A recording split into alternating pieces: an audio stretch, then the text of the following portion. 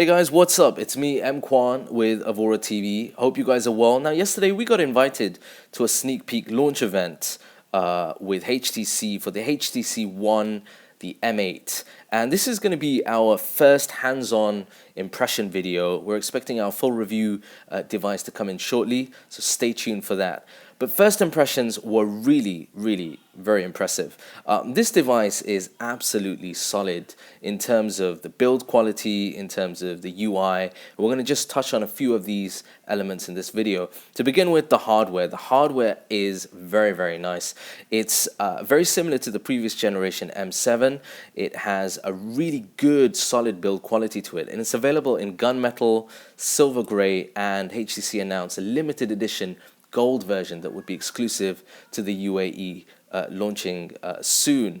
And it comes with an interesting dual camera at the back, and we're going to touch on that in a moment. But the dual camera is a 4 megapixel camera, so HTC is still sticking to its ultra pixel kind of philosophy. It's got a 4 megapixel camera, 2688 by 1520 pixels.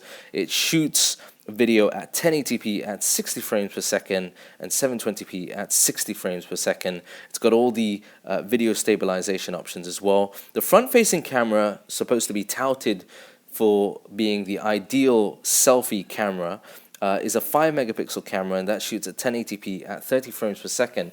Now, we found the front-facing camera is actually slightly better quality, more consistent than the back-facing camera.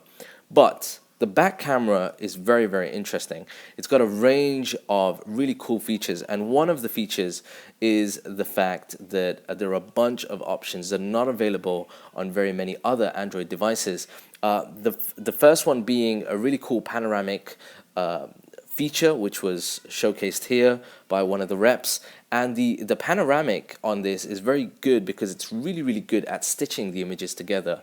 The other really cool feature, which is slightly freaky, is a 3D effect that you can see in here. So you take a camera, and this is by default accessing the dual camera, and it will, with a single press of a button, allow you to view the image in a 3D effect. Really cool. It's great for macro images, and we tested out some of the photography for macro images, and they were really great. Now, in terms of the body, the display, this is a 5-inch display, and it clocks in at about 441 ppi pixel density. It's a 1080 by 1920 pixels screen, so the colors on this are really vivid, very sharp. And if you look at that compared with the iPhone 5 or the iPhone 5S, you can see that you get a lot more in terms of real estate for you to handle. Device-wise, it's very impressive. It's running Sense 6.0, so it's been updated. It's a newer version, much better for things like blink feed and other areas. It's got a 2.3 gigahertz Snapdragon 801 chip, 2 gigabytes of RAM. It also runs Android 4.4.2 and Adreno 330 GPU and a whopping 2600 milliamp of battery. And HTC has been really good at managing to make the battery much more efficient with the OS, so we're keen to really test this out.